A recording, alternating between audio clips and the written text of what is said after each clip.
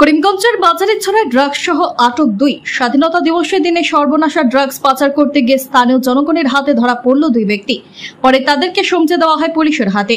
ধৃতরা হলো শম্ভুনগর এলাকার ইলাজ উদ্দিনের পুত্র বিলাল উদ্দিন ও মানিকবন্ধ মাহি এলাকার ধীরেন্দ্র দাসের ছেলে দেবজ্যোতি দাস।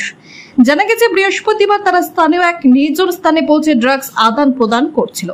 তখন বিষয়টি প্রত্যক্ষ করে তাদেরকে হাতে নাতে ধরে ফেলেন এলাকার জনগণ। পরে তাদেরকে সমঝে দেওয়া হয় নাগরা পেট্রোল পোস্ট পুলিশের হাতে। পরবর্তীতে পুলিশ উভয়কে তল্লাশি করলে তাদের কাছ থেকে 58 গ্রাম হেরোইন জাতীয় ড্রাগস বাজেয়াপ্ত হয়। রাতে ধৃতদের বাজারিছড়া থানায় আটকে রেখে টানা জেরা করে পুলিশ। শুক্রবার ধৃতদের এনডিপিএস ধারায় জেলা সিজেএম আদালতে সোপর্দ করা হলে তাদের ঠাঁই হয় জেল হেফাজতে। করিমগঞ্জ থেকে সুস্মিতা দাসের প্রতিবেদন, ডেইলি বরাক।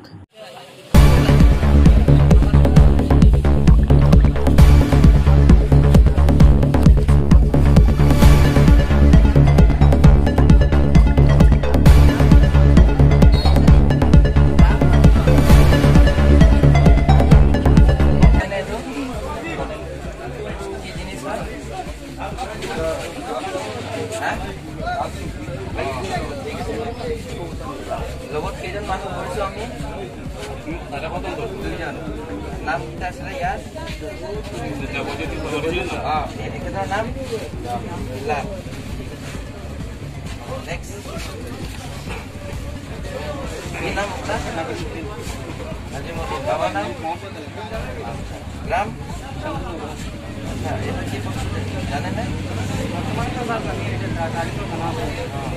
আজি আপনার সামনে আমি দুইজনক খেলা ধরছে, দেখছে তো এখানে দুইজন চিনি পাই না?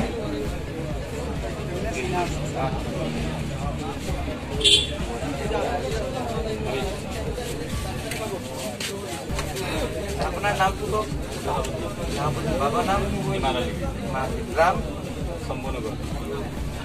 আপনার কিভাবে আজি মাতিছে গম পাই না?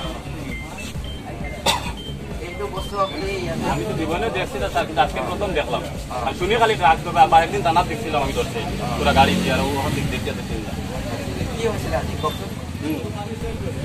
আজকে তো প্রোগ্রাম চলে 50 লোক আছে, তখন তো একটু সন্দেহ আছে। আগের থেকে আমরা একটু জানাই আমরা এলাকার চলে এগুলো বিজনেস। হঠাৎ করে মনে করো তারা মানে দেখা হয়েছে, তারা দুইজনে ওই দুইজনে মিলামিলে করে, তখন গিয়ে একজনে গিয়া তারা ধরছে। এ ধরার লগে লগে